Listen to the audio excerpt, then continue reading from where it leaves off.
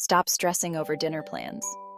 Try this easy and delicious slow cooker chicken and dumplings recipe instead. First, gather your ingredients.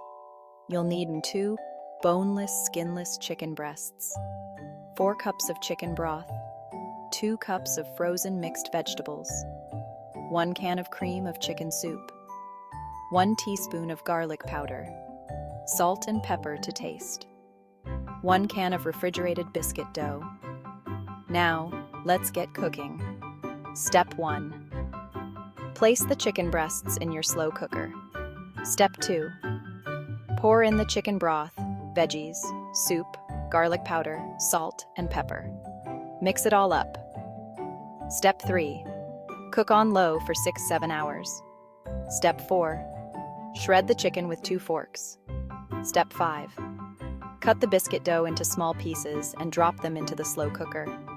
Cook on high for another 30 minutes. And there you have it. A hearty, delicious meal that's perfect for busy nights. Enjoy!